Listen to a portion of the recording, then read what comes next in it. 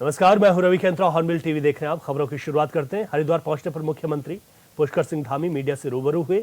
ऐसे में उन्होंने कहा कि चार धाम यात्रा के लिए सभी तैयारियां अंतिम चरण में हैं और यात्रा की तैयारियों को लेकर मैंने खुद भी समीक्षा बैठकें की है। उन्होंने कहा कि यात्रियों की सुरक्षा हमारी प्राथमिकता है और चार धाम यात्रा हमारे राज्य की आर्थिकी की जीवन रेखा है, इसलिए चार धाम यात्रा अच्छी चले, ये हमारा कर्तव्य है। लगभग अंतिम चरण में और मैंने स्वयं अभी एक दिन पहले बड़ी बैठक और सारी तैयारियों की समीक्षा की जानकारी ली थी। जहाँ भी जो भी कमी है, हमारा मुख्य उद्देश्य है कि एक तो यात्रियों की सुरक्षा हमारा पहला प्राथमिकता है कि उनकी सुरक्षा जरूरी है। उसके साथ साथ वो यात्रा उनकी सरल हो, सहज हो, किसी प्रकार की कोई परेशानी न हो। और चारधाम यात्रा एक तरह से यहाँ की आर्थिकी भी, हमारे राज्य की आर्थिकी की भी बहुत बड़ी लाइफ लाइन है। इसलिए चारधाम यात्रा अच्छी चले, ये हम सबका कर्तव्य होता है। सरकार भी कर रही है और सरकार के साथ हमने सभी जो चारधाम यात्रा को संचालित करने वाले, चाहे हमारे तीर्थ पुरोहित हों, हमारे जो है धार्मिक संगठनों के लोग हैं, होटल वाले हैं, टैक्सी वाले हैं, होम स्टे वाले हैं, अनेक प्रकार से जो टैक्सी चलाने वाले लोग हैं, टूरिस्ट गाइड, उन सभी का भी सहयोग लेकर, उनके सुझाव लेकर हम आगे। हरिद्वार के सरस्वती विद्या मंदिर इंटर कॉलेज में प्रतिभा सम्मान समारोह का आयोजन किया गया, जहां प्रदेश के मुखिया पुष्कर सिंह धामी ने शिरकत की। इस मौके पर सीएम ने बच्चों की ओर से लगाए गए साइंस के प्रोजेक्ट भी देखे। स्कूल में स्मार्ट क्लास का अवलोकन भी किया। वहीं कार्यक्रम में रंगारंग कार्यक्रमों की प्रस्तुतियां हुई हैं। इसी क्रम में सीएम ने मेधावी छात्र छात्राओं को सम्मानित किया और कार्यक्रम को संबोधित भी किया। तो सीएम धामी ने कार्यक्रम में शिरकत की है। यहाँ पर स्कूली बच्चों से सीएम ने मुलाकात की। मेधावी छात्र छात्राओं को यहाँ पर सम्मानित किया गया है। हरिद्वार में यह कार्यक्रम रखा गया, जहाँ पर मुख्यमंत्री पुष्कर सिंह धामी मौजूद रहे। उन्होंने यहाँ पर मेधावी छात्र छात्राओं को सम्मानित किया और उनके उज्जवल भविष्य की कामना भी की है। भाइयों बहनों, आदरणीय प्रधानमंत्री श्री नरेंद्र मोदी जी के मार्गदर्शन एवं सहयोग से हमारी सरकार भी शिक्षा व्यवस्था में निरंतर सुधार करने का प्रयास कर रही है। शिक्षा को महत्व को ध्यान में रखते हुए हमारी सरकार ने त्वरित रूप से निर्णय लेते हुए प्रदेश में सर्वप्रथम नई शिक्षा नीति लागू करने का कार्य किया। आज जहां एक और राज्य में पीएम श्री योजना के अंतर्गत 141 पीएम श्री विद्यालय बनाए गए, वहीं नेताजी सुभाष चंद्र बोस आवासीय विद्यालयों का निर्माण भी किया जा रहा है। इतना ही नहीं, प्रदेश के 13 जनपदों के 500 विद्यालयों में 500 वर्चुअल क्लासरूम की व्यवस्था भी की गई है। साथ ही क्वालिटी एजुकेशन सुनिश्चित करने के लिए सभी विद्यालयों में एनसीईआरटी की पाठ्य पुस्तकें अनिवार्य की गई हैं। इसके अतिरिक्त विद्यार्थियों को विज्ञान के नियमों और अवधारणाओं को सरलता से समझाने के लिए हमने एक राज्य के अंदर नया प्रयोग किया है। लैब्स ऑन व्हील्स अर्थात मोबाइल साइंस लैब की शुरुआत भी की है, जो 13 के 13 जनपदों में अब ये हमारा नया प्रयोग प्रारंभ हो गया है। वहीं दूसरी ओर राज्य में कक्षा 1 से लेकर 12 तक के विद्यार्थियों को निःशुल्क पाठ्य पुस्तकें और कक्षा 1 से लेकर 8 तक के बच्चों को पाठ्य पुस्तकों के साथ ही जूता और बैग भी उपलब्ध कराया जा रहा है। आज मुख्यमंत्री मेधावी छात्र प्रोत्साहन योजना के अंतर्गत हजारों छात्र छात्राओं को प्रतिमाह छात्रवृत्ति भी दी जा रही है। कक्षा 9 में प्रवेश लेने वाले बालिकाओं को साइकिल प्रदान करने के साथ ही 12वीं कक्षा उत्तीर्ण करने पर उन्हें 51,000 रुपये की प्रोत्साहन राशि भी दी जा रही है। इसके साथ ही बच्चों के व्यक्तित्व के विकास के उद्देश्य से प्रत्येक विकासखंड में 10वीं और 12वीं के मेधावी विद्यार्थियों को भारत भ्रमण पर भेजने की योजना भी हमने इस वर्ष से प्रारंभ कर दी है। इसके अतिरिक्त किसी भी प्रकार की आपदा, महामारी या दुर्घटना से प्रभावित बच्चों के लिए निःशुल्क शिक्षा हेतु मुख्यमंत्री बालासाहेब योजना प्रारंभ की है।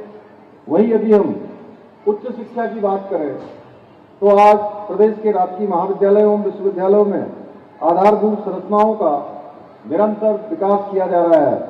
राज्य में 20 मॉडल कॉलेजों एवं 9 महाविद्यालयों की स्थापना करने के साथ ही महिला छात्रावास एवं आईटी लैब सहित परीक्षा भवनों का भी निर्माण कार्य किया जा रहा है। इसके साथ ही हम स्कूलों के लिए अध्यापकों एवं महाविद्यालयों के लिए असिस्टेंट प्रोफेसर आदि की नियुक्तियां भी कर रहे हैं, जिससे बच्चों की पढ़ाई में किसी प्रकार का कोई व्यवधान उत्पन्न न हो। भाइयों बहनों, हम प्रदेश के शिक्षा के साथ साथ खेलों पर भी विशेष ध्यान दे रहे हैं। हमारी सरकार द्वारा जहां एक और प्रदेश में करोड़ों रुपए की लागत से स्टेडियम एवं खेल सुविधाओं का निर्माण कराया गया है, वहीं 8 वर्ष की उम्र से ही प्रतिभावान खिलाड़ियों को छात्रवृत्ति देकर उन्हें निखारने की शुरुआत भी की गई है। इसके साथ ही प्रदेश के आवासीय स्पोर्ट्स कॉलेजों के खिलाड़ियों को निःशुल्क प्रशिक्षण, शिक्षा, आवास, भोजन व किट आदि भी प्रदान किए जा रहे हैं। इतना ही नहीं, हमारी सरकार ने राष्ट्रीय स्तर की किसी भी प्रतियोगिता में मेडल लाने वाले खिलाड़ियों को सरकारी नौकरी देने की ऐतिहासिक शुरुआत भी की है।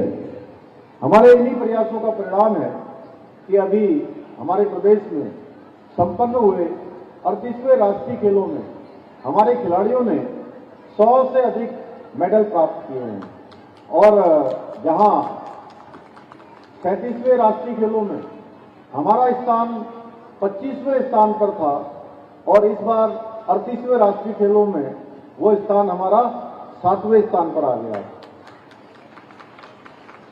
आज के इस अवसर पर मैं आप सभी भैया बहनों से आह्वान करना चाहूंगा कि आप खेलों को केवल मनोरंजन के रूप में न लें, बल्कि अपना करियर बनाने के एक मंतव्य के रूप में भी देखना प्रारंभ करें।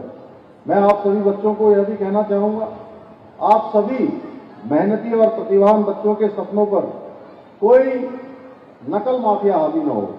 इसके लिए हमारी सरकार ने उत्तराखंड में देश का सबसे कठोर नकल विरोधी कानून लागू किया है। आप सभी को याद होगा कि पहले के समय में पेपरों में किस प्रकार से धांधली होती थी, किस प्रकार से पेपर लीक होते थे और प्रदेश के होनहार, योग्यता और क्षमतावान, प्रतिभावान जो प्रतिभागी होते थे, उनके सपने किस तरह से टूट जाते थे, नकल माफिया हावी होते थे। हमने प्रदेश में पहली बार इस नकल माफिया की कमर तोड़ने का अभियान प्रारंभ किया और 100 से ज्यादा नकल माफियाओं को जेल की सलाखों के पीछे भेजने का काम किया। और इतना ही नहीं, ये नकल कानून लागू होने के बाद जिस प्रकार पारदर्शिता के साथ सारी प्रतियोगी परीक्षाएं संपन्न हुई और एक भी मामला कोई विवादित नहीं आया, कहीं भी नकल का कोई प्रकरण नहीं आया, कोई न्यायालय में कोई मामला नहीं गया और आज गरीब माता पिता के बेटे और बेटियों को ये विश्वास हो गया है कि अगर वो तैयारी करेंगे, पढ़ाई करेंगे, अपना ठीक प्रकार से अपना होमवर्क करेंगे तो उनका चयन अवश्य होगा। इसका परिणाम हुआ कि इस बार पिछले 3 सालों में 22,000 से अधिक हमारे प्रतिभागी परीक्षाओं में उन्होंने सफलता।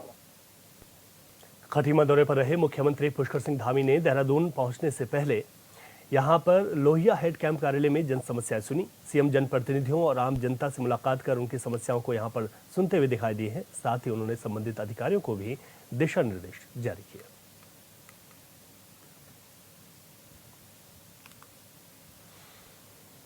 उत्तराखंड में बीजेपी ने अपना स्थापना दिवस धूमधाम से मनाया। इसके साथ ही पार्टी की ओर से कई कार्यक्रम भी यहां पर आयोजित किए गए हैं, जिनकी शुरुआत हो गई है।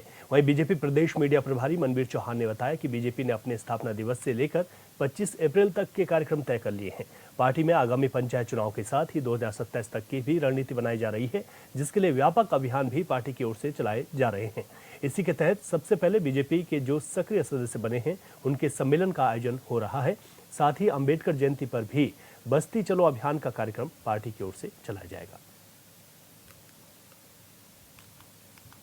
देखिए, भारतीय जनता पार्टी के द्वारा अपने स्थापना दिवस से लेकर के और 25 अप्रैल तक के कार्यक्रम निर्धारित किए गए हैं और आगामी पंचायत चुनाव को देखते हुए और 2027 में जो हमारे विधानसभा के चुनाव होने हैं, उसको लेकर के भारतीय जनता पार्टी के द्वारा अपनी रणनीति बनाई जा रही है। उसको लेकर के व्यापक अभियान भी पार्टी के द्वारा चलाया जाना है।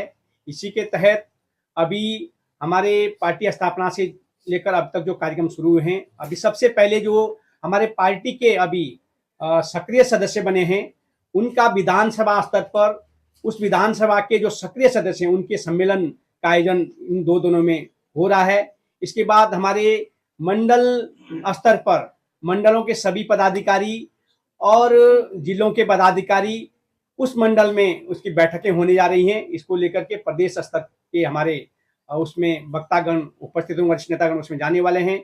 और आगे अम्बेडकर जी की जयंती पर भी बस्ती चलो अभियान का भी कार्यक्रम पार्टी के द्वारा चलाया जाए। इस प्रकार से अनेकों कार्यक्रम पार्टी के द्वारा आगे।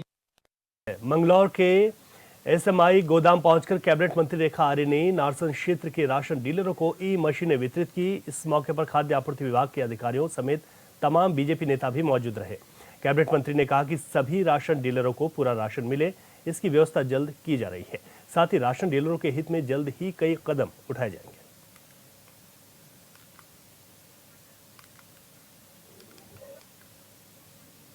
देखिए, आज हमारा जो पीडीएस सिस्टम है, जो हम लोग चाहे मुफ्त खाद्यान्न योजना चलाते हों, चाहे हम राज्य खाद्य योजना चलाते हों, अब ये सभी योजनाएं जो हैं वो ई पॉज मशीन यानी कि ई पीडीएस सिस्टम से अब संचालित होंगी। पायलट प्रोजेक्ट के रूप में अभी हम लोग हरिद्वार से इसकी शुरुआत कर रहे हैं और यहाँ उधम सिंह नगर से हम इसकी शुरुआत कर रहे हैं। निश्चित रूप से यह एक कोशिश है क्वालिटी को भी क्वांटिटी को भी हमारे लाभार्थी तक में एग्जैक्टली उतना ही पहुंचे, ये सुनिश्चित करने वाली ये व्यवस्था है। इसमें पूरी तरीके से जो हमारा बायोमेट्रिक व्यवस्था है उसको सुनिश्चित करता है। एक्चुअल का जो लाभार्थी है उसको कितना राशन अनुमन्य है उतना ही राशन वो अब इस ई पॉज मशीन के माध्यम से वह देख पाएगा, जान पाएगा, वो ठीक प्रकार से ये कर पाएगा कि उसको यदि 35 किलो उसको यदि राशन उठान करना है तो वो 35 ही किलो ले जा पाए, वो 34 ना हो, 33 ना हो। इसको सुनिश्चित जाने की पूरी तरीके से एक पारदर्शी और आज के इस डिजिटल समय में सुव्यवस्थित तरीके से ये पीडीएस सिस्टम चल सके, उसकी आज शुरुआत जो है ई पॉज मशीन राशन डीलरों तक वितरण करने का जो एक आज कार्यक्रम किया गया है, उसी पारदर्शी व्यवस्था को सुनिश्चित करने। धर्मनगरी हरिद्वार की तीर्थ मर्यादा को ध्यान में रखते हुए नए मुख्य नगर आयुक्त नंदन कुमार ने सभी मीट की दुकानों को शिफ्ट करने का प्लान तैयार किया है। उनका कहना है कि निगम क्षेत्र में आ रही सभी मीट और मांस की दुकानों को जल्द ही हरिद्वार क्षेत्र से शिफ्ट कर दिया जाएगा। साथ ही हरिद्वार के सराय क्षेत्र में बन रही नगर निगम की नवनिर्मित दुकानों में इसे शिफ्ट किया जाएगा। उन्होंने कहा कि यह फैसला तीर्थ की मर्यादा को देखते हुए और ज्वालापुर क्षेत्र में आ रही समस्याओं को देखते हुए लिया गया है। मुख्य नगर आयुक्त नंदन कुमार ने बताया कि क्षेत्र में कुल 57 दुकान मीट और मांस की हैं जो नगर निगम की ओर से रजिस्टर्ड हैं, जिनको हरिद्वार नगर निगम क्षेत्र से हटाकर सराय में बन रही नगर निगम की दुकानों में शिफ्ट किए जाने का प्लान तैयार किया जा चुका है।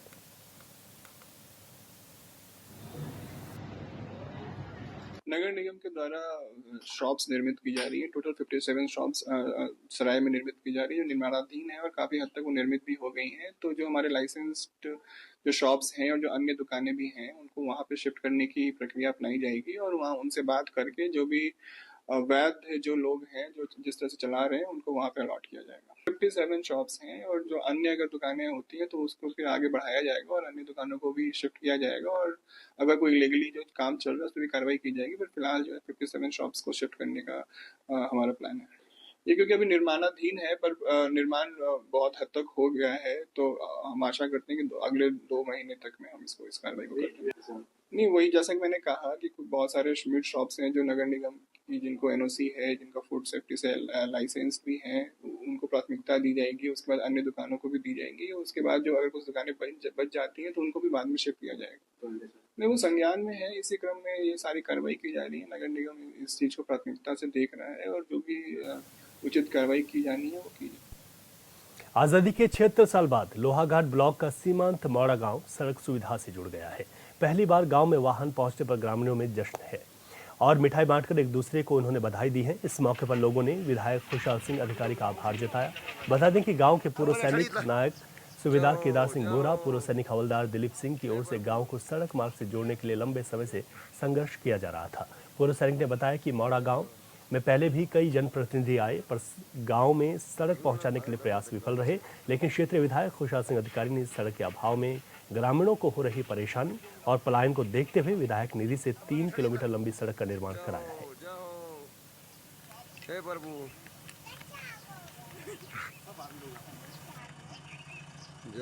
सबसे पहले मैं मोड़ा ग्राम वासी ग्राम सभा मोड़ा का केदार सिंह गोरा पूर्व सैनिक, मैं ग्राम सभा मोड़ा में रोड पहुंचने से जो विधायक निधि से कटी विधायक जी का बहुत बहुत आभार व्यक्त करता हूं, जिन्होंने बहुत संघर्ष के बाद हमारा संज्ञान में लेते हुए पूरे हमारे क्षेत्र के जितने भी ग्रामवासी हैं उनको सीमांत क्षेत्र में रोड पहुंचाने का काम किया है, सराहनीय काम किया है। आज तक काफ़ी लोगों ने जनप्रतिनिधियों ने वहां कोशिश की लेकिन रोड नहीं पहुंच पाई। इस बार विधायक जी के संज्ञान में डाला गया तो उन्होंने बहुत बड़ा बेड़ा उठाकर हमारे गांव को ये सुविधा दी, जिससे हमारे गांव के सभी वासियों को इसका लाभ मिलेगा। जहां कृषि कर रहे किसानों को भी काफ़ी इसमें मदद मिलेगी। जो रोड तक लाने में असमर्थ थे वो काफ़ी किसानों को बढ़ावा मिलेगा, और दूसरा पलायन भी वहाँ से रुकेगा, और दूसरा कृषि क्षेत्र में काफ़ी चीज़ें वहाँ पर उत्पाद होती हैं जो बाजार तक नहीं ला पाते थे, उन किसानों को काफ़ी वहाँ सुविधा मिलने वाली है। और हमारी जो रोड है काफ़ी समय बाद, जैसे 76 साल आज़ादी के हो गए हैं, लोगों ने काफ़ी संघर्ष किया लेकिन रोड नहीं पहुँच पाई। न होने से बीमार लोगों को रोड तक पहुँचाना, डोली से सहारे लाना और उत्पादों को बड़ी मुश्किल से ऊपर लाना, हॉस्पिटल तक मरीजों को पहुंचाना बहुत ही दिक्कत की बात थी, जिससे हमारे गांव को ये सुविधा मिली है। उसके लिए मैं विधायक खुशहाल सिंह अधिकारी जी का, माननीय विधायक जी का बहुत बहुत आभार। 6 अप्रैल को उत्तराखंड में भी भारतीय जनता पार्टी का स्थापना दिवस हर्षोल्लास के साथ मनाया गया। इस मौके पर प्रदेश में बीजेपी ने कई कार्यक्रमों का आयोजन किया था, लेकिन विवाद तब शुरू हो गया जब पार्टी के कुछ कार्यकर्ता झंडा लेकर केदारनाथ धाम पहुंच गए, जिस पर पंडा पुरोहितों से लेकर विपक्ष तक सवाल खड़े कर रहे हैं। इस रिपोर्ट में देखिए। पार्टी जो समर्पित है उसकी स्थापना, भारतीय जनता पार्टी की स्थापना दिवस पर आज हम भगवान केदारनाथ के चर कमलों में यहाँ पे आए हुए हैं। उत्तराखंड में केदारनाथ धाम के कपाट 2 मई को खुलेंगे, लेकिन बीजेपी के कार्यकर्ता स्थापना दिवस यानी कि 6 अप्रैल को केदारनाथ पहुंच गए, जिसे लेकर पंडा पुरोहितों ने नाराजगी जाहिर की है। केदारनाथ धाम की कपाट फिलहाल बंद है, ऐसे में वहां पर किसी भी आम श्रद्धालु को जाने की अनुमति नहीं है। ऐसे में उत्तराखंड चारधाम तीर्थ पुरोहित महापंचायत के उपाध्यक्ष और केदार सभा की कार्यकारिणी सदस्य संतोष त्रिवेदी ने नाराजगी जताई है। बंद होते तब वहाँ पे देव पूजा का अपने में बहुत बड़ा महत्व है। इतना महत्व है कि वहाँ पे कोई मनुष्य धार्मिक अनुष्ठान या किसी भी प्रकार की, वहाँ यहाँ तक कि दीप प्रज्वलित भी नहीं कर सकता, और मंदिर के आमने सामने जाना भी बिल्कुल परंपरा के विरुद्ध माना गया है। और उस बीच हम देख रहे हैं कि कोई वीडियो वायरल हो रही है, वो पार्टी बीजेपी के पार्टी के लोग हैं या कार्यकर्ता के लोग हैं, वहां पे बीजेपी स्थापना दिवस मना रहे हैं। ये बहुत बड़ा दुर्भाग्यपूर्ण है, एक बहुत बड़ी परंपरा के खिलाफ ये सारी चीजें हैं। और अभी भी वहां के स्थानीय लोगों को, जो तमाम यात्रा से जुड़े हुए गौरीकुंड से केदारनाथ में जितने भी लोग हैं, वहाँ व्यवसाय से जुड़े हुए लोग हैं, उनको अभी भी परमिशन वहां नहीं मिली। लेकिन इन लोगों को स्थापना दिवस के लिए पार्टी के बीजेपी के लोगों के लिए वहां परमिशन मिल जाती है। ये बहुत बड़ा दुर्भाग्यपूर्ण है। संतोष त्रिवेदी का कहना है कि सनातन धर्म का हर अनुयायी जनता है और बाबा केदारनाथ धाम की कपाट शीतकाल में 6 महीने के लिए बंद है। इन 6 माह में केदारनाथ धाम में देव पूजा का विशेष महत्व है। इस दौरान कोई भी व्यक्ति धाम में धार्मिक अनुष्ठान नहीं कर सकता है। इसके साथ ही मंदिर के आमने सामने जाना भी परंपरा के विरुद्ध है। लेकिन एक वायरल वीडियो में बीजेपी के कार्यकर्ता केदारनाथ धाम में पार्टी का स्थापना दिवस मनाते हुए नजर आ रहे हैं, जो कि सरासर गलत है। लेकिन ये पार्टी की स्थापना, बीजेपी की पार्टी की स्थापना दिवस मनाना, तमाम सारी चीजें वहाँ पे रील बनाना, ये सब चीज बहुत बड़ा परंपरा, बहुत बड़ी परंपरा को खत्म करने का ये विषय है, जबकि ऐसा नहीं होना चाहिए। और इस व्यक्ति के खिलाफ, और जो भी ये व्यक्ति है, ये पार्टी को या जिला अध्यक्ष को यहाँ पे इसमें संज्ञान लेना चाहिए। ये मुझे लगता है पार्टी को भी बदनाम करने वाली जैसी चीजें हैं। तुरंत इस प्रकार के व्यक्तियों पे पार्टी को भी कार्रवाई करना चाहिए और मंदिर समिति को भी कार्रवाई करना चाहिए और हम तीर्थ पुरोहित तो सारा मिल करके इसका पूर्ण रूप से इसका विरोध करते हैं। ऐसे व्यक्तियों पर ठोस कार्रवाई होनी चाहिए जो बाबा केदारनाथ जी की परंपराओं के साथ 6 महीने की जो बाबा जी की परंपरा है, देव पूजा की परंपरा है, उसके साथ जो छेड़खानी करता है उस पर ठोस कार्रवाई। वहीं इस मामले पर बीजेपी के वरिष्ठ नेता ज्योति प्रसाद गैरोला का कहना है कि कौन कौन कार्यकर्ता वहां गया था इसकी जानकारी नहीं है, लेकिन अगर ऐसा हुआ है तो ये गलत है। उन्होंने कहा कि पार्टी स्थापना दिवस के मौके पर बूथ स्तर पर पार्टी के झंडे लगाने के निर्देश दिए गए थे। नहीं, मेरी जानकारी में तो ऐसा विषय कोई है नहीं, लेकिन क्यों विरोध हुआ, किस कारण हुआ, इसकी जानकारी लेकर आपके सामने तथ्य रखने का प्रयास करेंगे। ये अब देखना पड़ेगा कि चूंकि भारतीय जनता पार्टी ने 6 अप्रैल स्थापना दिवस के दिन प्रत्येक बूथ पर कार्यकर्ताओं को झंडा लगाने का, मोहल्ले में गलियों में लोगों से संपर्क करने का आह्वान किया था।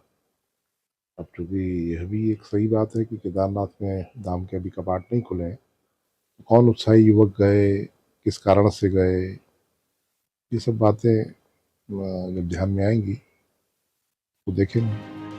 सोशल मीडिया पर वायरल हुआ वीडियो कांग्रेस के प्रवक्ता शीशपाल बिष्ट का उसको लेकर कहना है कि बीजेपी ने स्थापना दिवस को गांव-गांव तक जाकर मनाने की घोषणा की थी, लेकिन पार्टी के कार्यकर्ता केदारनाथ विधानसभा क्षेत्र के केदारनाथ धाम ही पहुंच गए, जबकि मंदिर बंद है। पार्टी के कार्यकर्ताओं ने वहां नारेबाजी भी की है, धार्मिक मान्यताओं के विरुद्ध काम किया है, जिसका तीर्थ पुरोहित विरोध कर रहे हैं।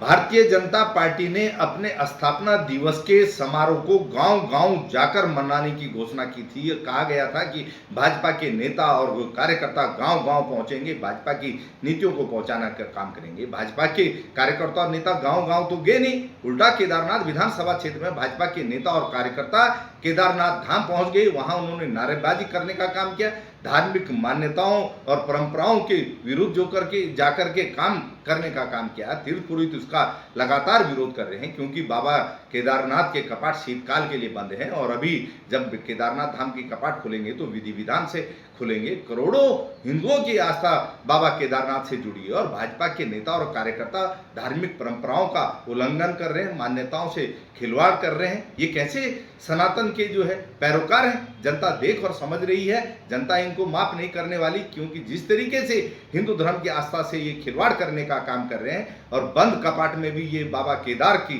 शांति में खलल डालने का काम कर रहे हैं, ये जघन्य करके इन्होंने किया है और इसके लिए सनातन प्रेमी और हमारे जो तीर्थ पुरोहित समाज है वो इनको माफ करने वाला नहीं है। इसका दंड भाजपा और भाजपा के नेताओं को भुगतना पड़ेगा।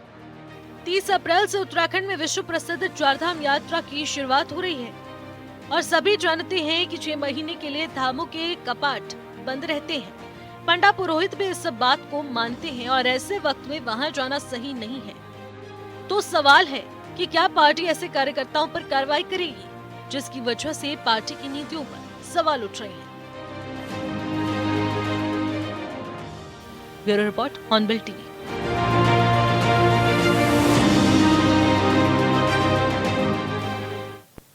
और इस बुलेटिन में अभी के लिए इतना ही। खबर से अपडेट रहें और देखते रहे हॉर्नबिल टीवी। इजाजत दीजिए, नमस्कार।